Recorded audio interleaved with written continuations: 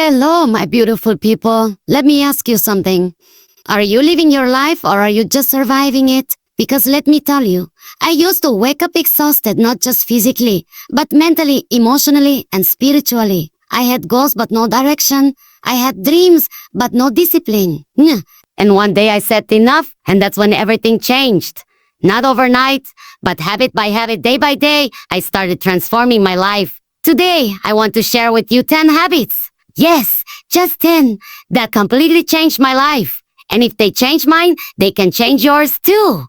I took radical responsibility, no more blame, no more excuses. I stopped pointing fingers at my past, my parents, my circumstances, and I said, if it's meant to be, it's up to me. That was the moment I stepped into my power.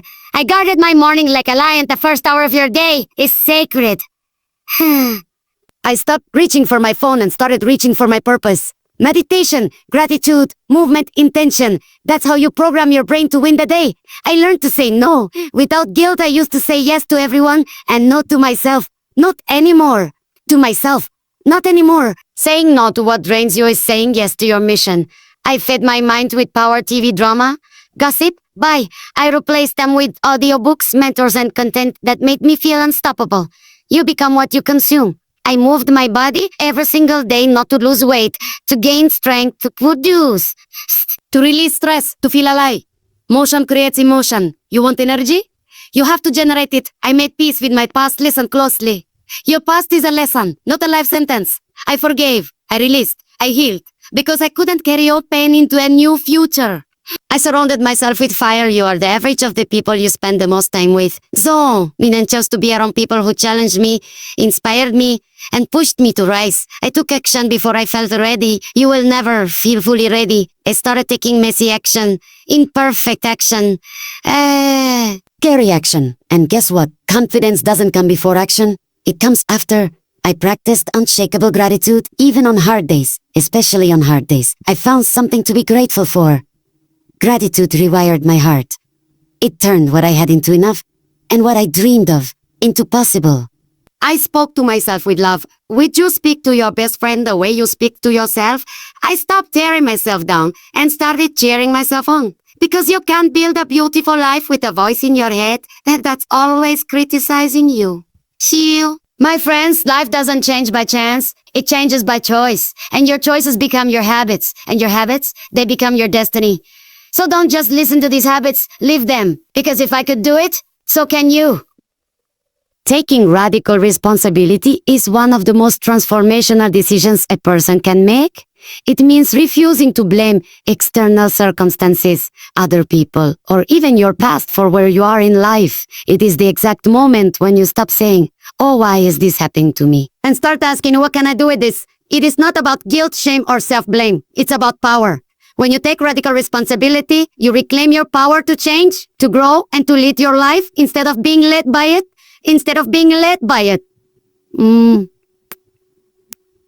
Most people live they wait for something outside of them to shift before they feel they can act. They believe the problem is always out there. Their boss is toxic. Their partner doesn't understand them. The economy is tough. They didn't have the right upbringing. They weren't given the right opportunities. And while all of those things might hold truth, focusing solely on them keeps you trapped. Because as long as your happiness, success, and peace are in someone else's hands, you are not free. There was a time in my life when I blamed everything for my lack of progress. I would look around and find fault with people, situations, timing. If I thought paper stories like if I had more support, I'd be further along. Or if I didn't have so many responsibilities, I could really go after my dreams. These narratives made me feel justified, but they didn't move me forward. They gave me sympathy, but not solutions. It wasn't until I got brutally honest with myself that things began to shift. Radical responsibility begins with brutal honesty. It means you stop lying to yourself about why things aren't working. You stop minimizing your role in your own patterns. If you're always in drama, if you keep repeating the same cycles, if you're constantly surrounded by chaos, you have to ask yourself, what is my part in this? That question is not meant to blame you. It's meant to free you. Because once you recognize your path, you can change your path. You can change your path. And when you change your path, your reality changes with it. It also means no longer waiting for ideal conditions. Too many people think they need to wait for the stars to align before they take action. Instead, when I'm less stressed, instead then I'll move forward when I feel ready. Zoom. But radical responsibility says, I take action now, even if it's uncomfortable, even if it's imperfect. It's not about waiting for motivation. It's about moving with discipline. Motivation is a feeling, responsibility or commitment. Taking radical responsibility also means owning your emotions. No more saying, they made me angry, or she ruined my day. Nobody can make you feel anything without your permission. That doesn't mean you won't get triggered. That doesn't mean people won't hurt you. But the way you respond, that's your power. Emotional maturity is a key part of responsibility. You learn to pause, to breathe, to reflect before you react. You stop being a slave to your moods and start becoming a master of your energy. One of the hardest parts of radical responsibility is accepting that your past doesn't excuse your future behavior. Maybe you were abandoned, betrayed, or overlooked. Those things are real and deserve healing. But they are not permission to live a small life. They are not permission to repeat pain. At some point, you have to decide that you are not your story. You are the author of what happens next. That is responsibility in its purest form. Choosing to rise when you had every reason to stay down. Radical responsibility also means not hiding behind labels. So many people use their circumstances like identity tags. I'm just not that type of person. I've always been shy. I'm not good at that. These are mental walls we build around ourselves. When you take responsibility, you don't let labels define you. You let your actions redefine you. Every moment is a chance to rewrite who you are and what's possible for you. And that only happens when you stop arguing for your limitations and start advocating for your transformation. It doesn't mean you have to do it all alone. Responsibility doesn't mean isolation. It's not about being a superhero who never asks for help. In fact, asking for support is a form of responsibility. It's saying, I care enough about my growth that I'm willing to admit I need guidance. There's strength in that vulnerability. There's progress in that humility. The difference is you're not blaming others for your problems. You're involving others in your solutions. This habit, once developed, creates a ripple effect. You start showing up differently in every area of your life. You stop tolerating low standards. You stop engaging in toxic patterns.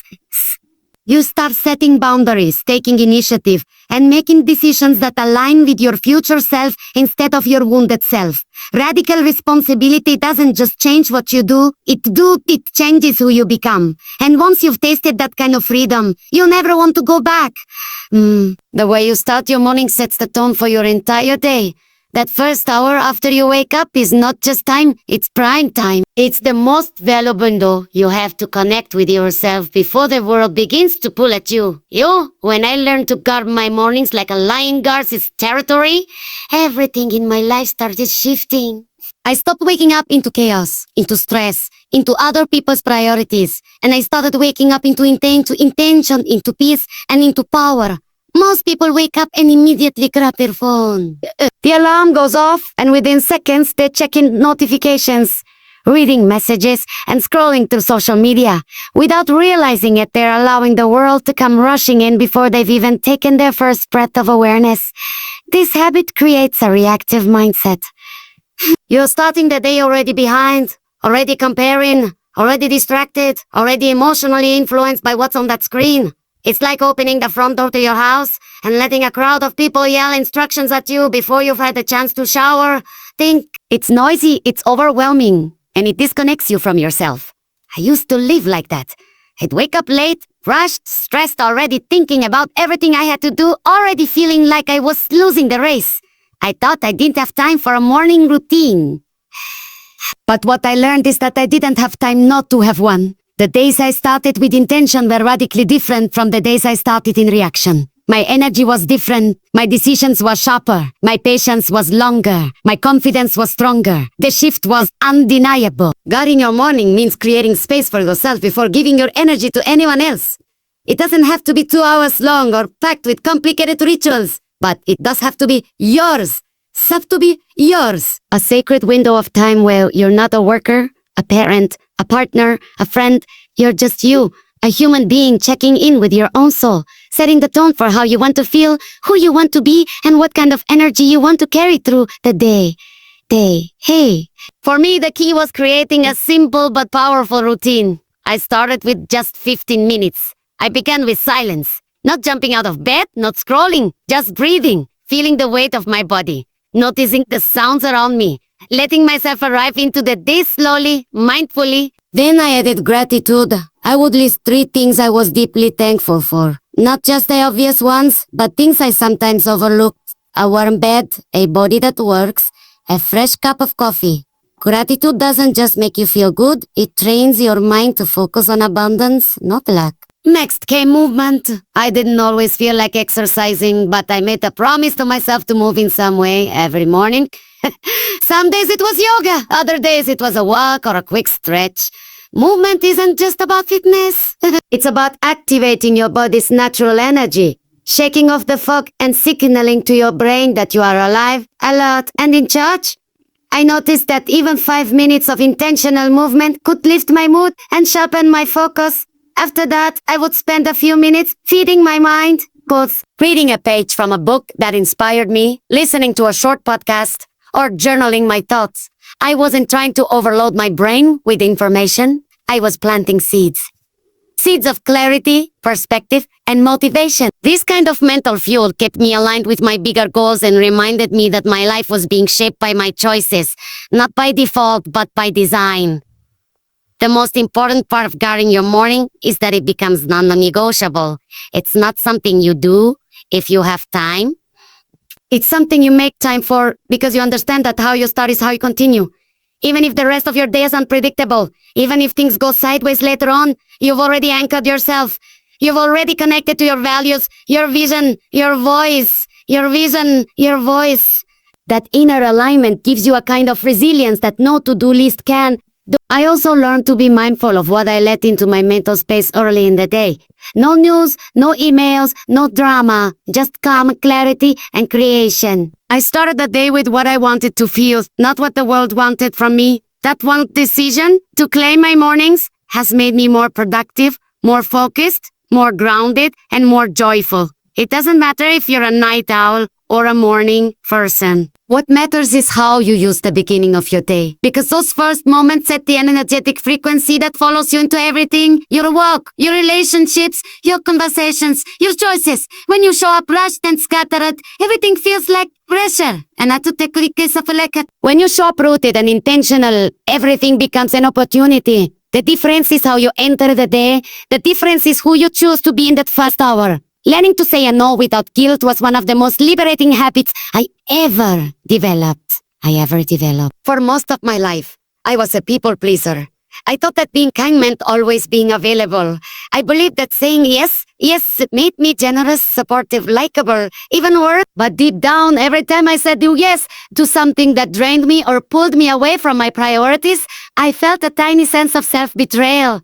It didn't feel good, but I did it anyway, because I didn't want to upset anyone. I didn't want to feel the discomfort of rejection.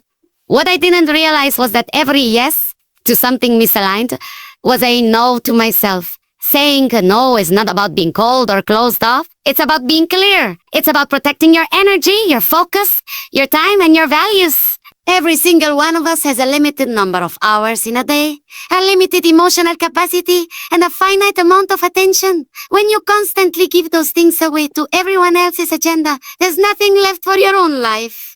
And there's nothing left for your dreams, your health, your rest, or your creativity. Over time, you start to feel overwhelmed, resentful, and burnt out, not because you're doing too much, but because you're doing too much of what's not aligned. In the beginning, learning to say no felt uncomfortable. I second-guessed myself. I worried people would think I was rude or uncaring. I worried they'd be disappointed. But then I realized something powerful. When you always say yes to please others, you're training them to expect your self-abandonment. You're teaching people that your time and energy are negotiable. You're showing them that their needs come before your well-being. And even worse, you're teaching yourself that your boundaries don't matter. The truth is, boundaries are not barriers. They are bridges to healthier relationships and more authentic living. When you say ano clearly and respectfully, you're not rejecting a person, you're honoring your values. You're making space for what truly matters. You're prioritizing quality over quantity. You're choosing alignment over obligation. And that kind of clarity builds trust. It builds trust in yourself and it builds trust in others because you're being honest. There's no hidden resentment, no quiet bitterness, no fake agreement, just truth. One of the biggest mindset shifts I had to make was realizing that my worth wasn't measured by how much I did for others. I used to think that being constantly busy, constantly helping, constantly saying yes was a badge of honor. But underneath that was a fear of not being enough on my own. I felt like I had to earn love, earn respect, earn belonging by overextending myself. That belief was toxic. It kept me small. It kept me tired. It kept me from showing up fully for the things that actually mattered to me. When I started saying a no, I gained back control over my life. I started having more time to rest, reflect, to create. I had more energy for my goals. I had more peace in my schedule. And I also noticed that the right people respected my boundaries. The right people didn't walk away. They leaned in. They appreciated the honesty. And the ones who didn't, the ones who got angry, who tried to guilt me, who made me feel bad for choosing myself, they were benefiting from my lack of boundaries. And their reaction told me everything I needed to know. It takes courage to say oh no in a world that celebrates overcommitment. It takes strength to pause, reflect, and make decisions from alignment instead of guilt. That's an optic gold. But that pause is where power lives. That pause is where you get to ask yourself, does this serve me? Does this align with my values? Will this drain me or energize me? Am I saying yes because I want to or because I feel obligated? And those questions help you lead your life with intention. They help you break free from autopilot and choose your commitments consciously. Another key part of this habit is learning to say no with grace. You don't have to justify every decision. You don't need a long explanation. You don't need to make up excuses. A simple, kind, and firm I can't commit to that right now, or that doesn't work for me as enough. People might push back, but your boundary isn't up for negotiation. The more confident you are in your delivery, the more people learn to respect your space. As I strengthened this habit, I also became more intentional with my yes. I no longer said yes out of fear. I said it from a place of alignment. I started showing up fully because I wasn't scattered or exhausted. My presence became more powerful. My relationships became more genuine. I no longer resented people for asking. I simply decided whether the answer was true to me or not. That level of clarity created emotional freedom. Learning to say a no without guilt allowed me to become the author of my time, not just the manager of everyone else's expectations. It taught me that self-care is not selfish. It's foundational. It reminded me that I am not here to live at the mercy of everyone else's needs, but to honor my purpose, my path, and my peace. Every time I say a no to what doesn't align, I am saying yes to what makes me whole.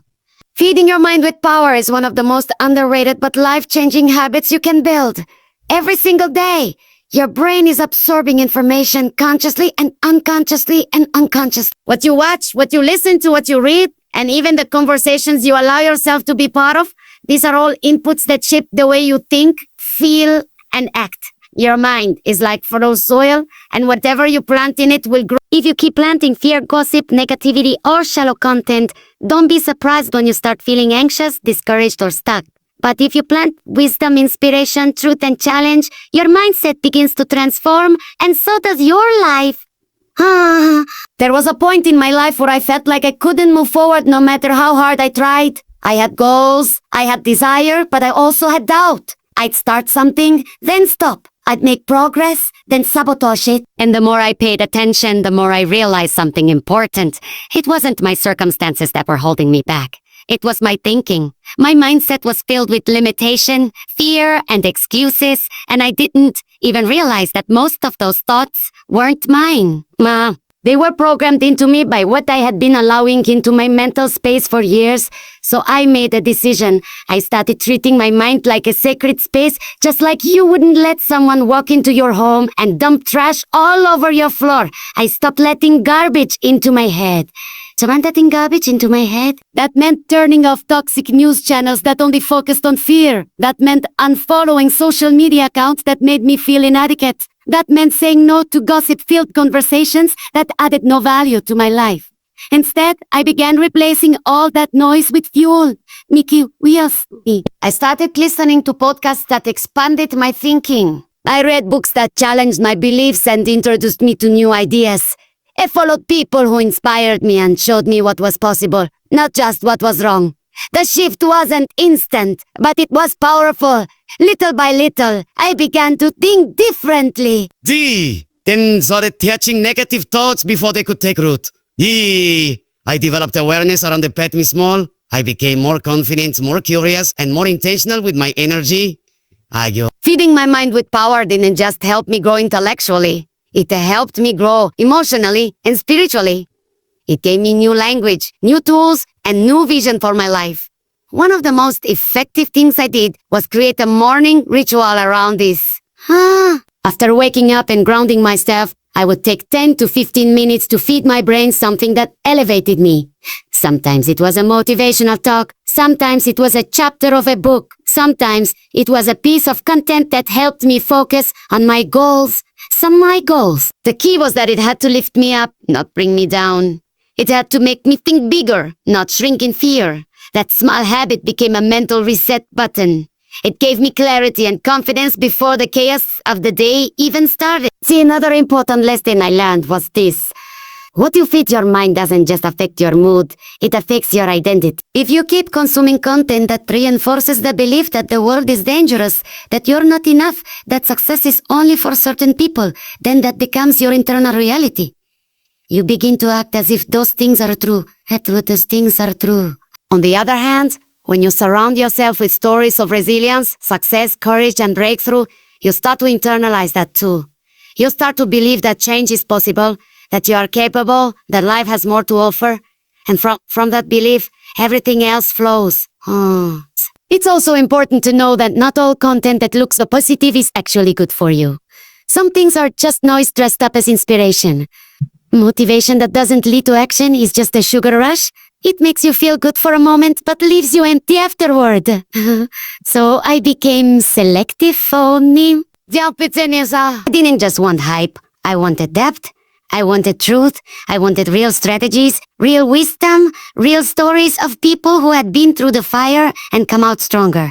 That's the kind of mental nutrition that builds a strong foundation. This habit also forced me to reevaluate the people I spent time with. If I was committed to feeding my mind with power, I couldn't keep engaging with people who were constantly complaining, blaming, and criticizing. It didn't mean I judged them. It didn't mean I judged them. It meant I chose to protect my growth. I started seeking conversations that expanded me, not exhausted me. I found mentors, even from afar, and let their words shape me. I immersed myself in environments, both online and offline, where growth was normal, where dreaming big wasn't laughed at, and where doing the inner work was celebrated. Feeding your mind with power is not about pretending life is perfect. It's about choosing to focus on what builds you instead of what breaks you. It's about becoming the guardian of your mental state and making conscious decisions about what you allow in. Just like your physical body needs good food to thrive, your mind needs strong, empowering input to stay sharp and healthy. You can't expect to live a powerful life with a powerless mindset. And you can't have a powerful mindset if you're constantly consuming things that shrink your belief in yourself. Moving my body every single day completely transformed how I think, feel, and show up in life. For a long time, I associated exercise only with weight loss or physical appearance. Anything I forced myself to do out of guilt or insecurity. I would start a workout plan and quit after a week because I was driven by external results, not internal well-being. But everything changed when I stopped looking at movement as a punishment and started seeing it as a daily gift. Something I get to do, not something I have to do. Our bodies are designed to move. Movement is not just physical, it's emotional, mental, and even spiritual. And when you move your body, you shift your energy, you release tension, you improve your mood, you regulate your nervous system, you gain access to a new level of clarity and confidence. The days I move my body, I feel more alive, more focused, and more empowered. It's like hitting a reset button on everything that feels heavy or stuck. This shift began when I made one small decision. To move every day, no matter what, even if just for 10 minutes. Not because I needed to burn calories, but because I needed to reconnect with this. I needed to reconnect with the night with myself. Some days that meant a brisk walk in nature. Other days it was stretching in silence with deep breaths. Sometimes it was dancing in my living room to my favorite music, sweating it out in the gym or practicing yoga. The type of movement didn't matter.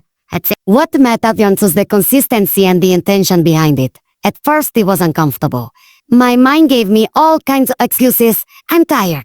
I don't have time. It's not a real workout. But I pushed through that resistance because I knew I was rewiring my habits, not just my muscles, epapa muscles. I started to understand that showing up for myself daily, even when it felt inconvenient, was the exact thing that built discipline and self-respect.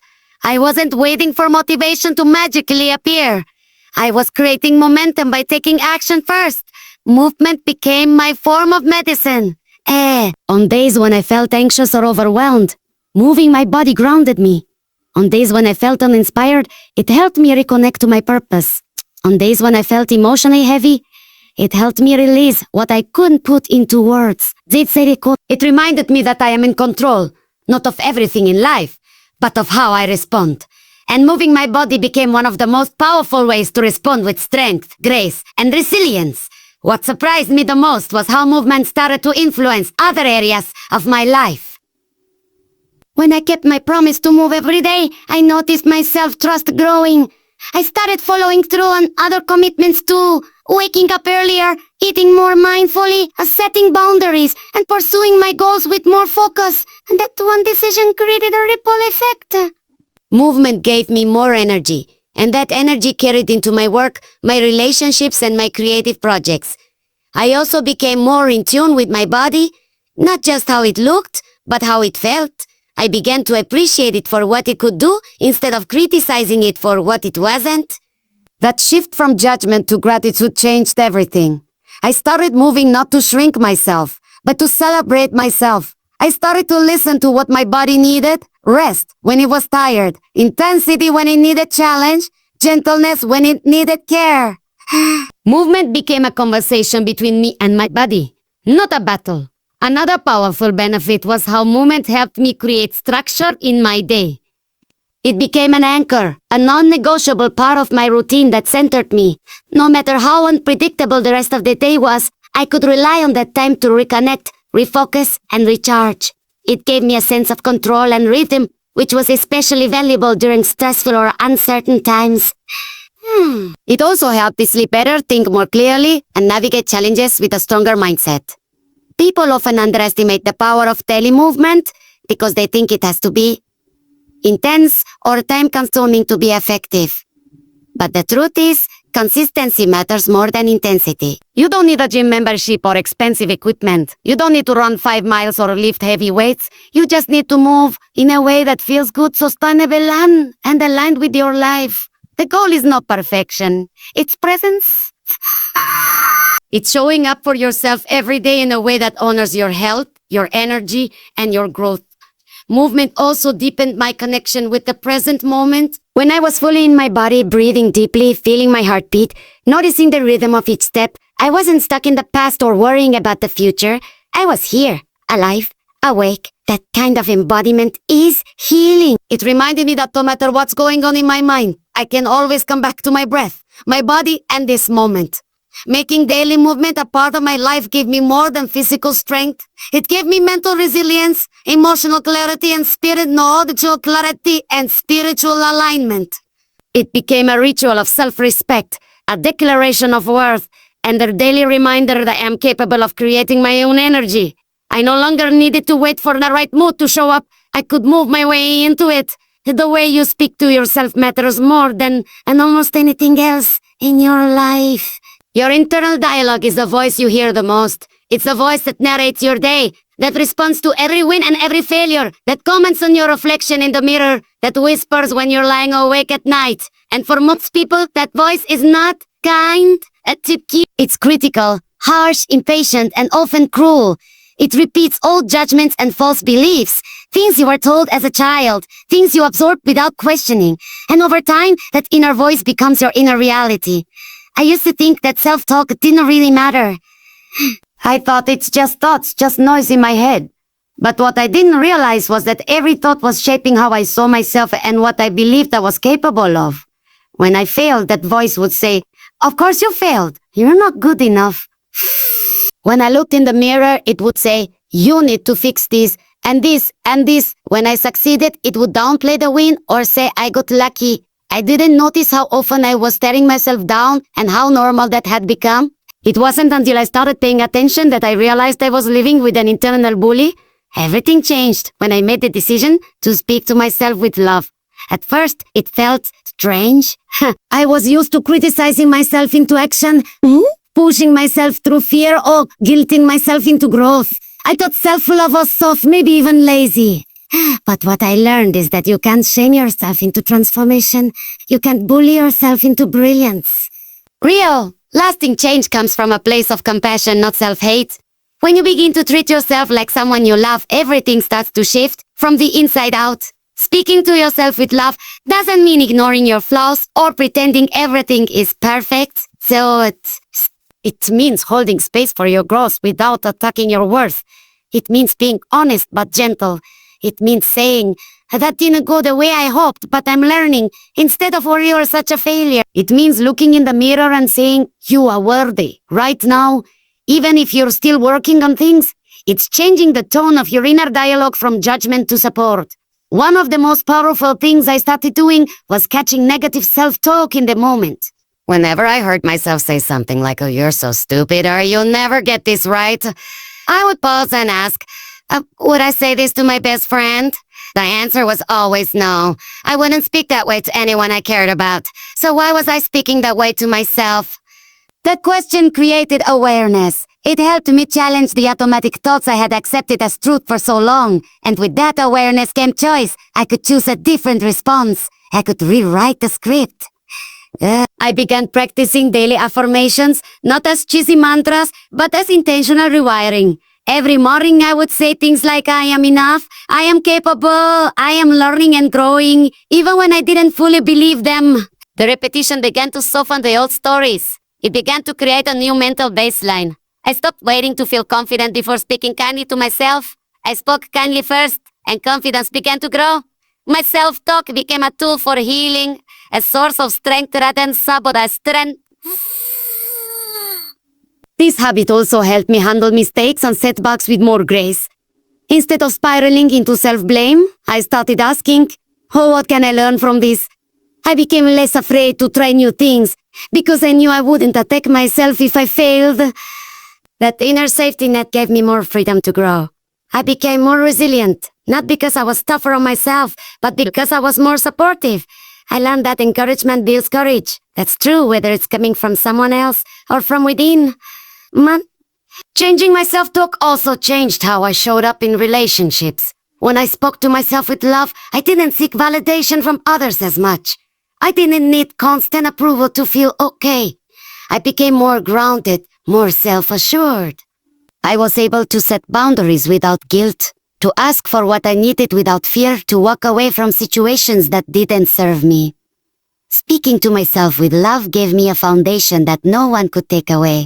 I also began to notice the link between my self-talk and my emotions. Self-talk and my emotions. When I was harsh with myself, I felt anxious, tense, small. When I was kind, I felt calm, strong, and clear. The emotional tone of my life began to change. There was more joy, more ease, more flow. I stopped living in constant self-defense. I started living in self-trust. And that trust became the fuel for everything else I wanted to do. What amazed me most was how this one changed. Something invisible, something internal, had such a visible impact on my life.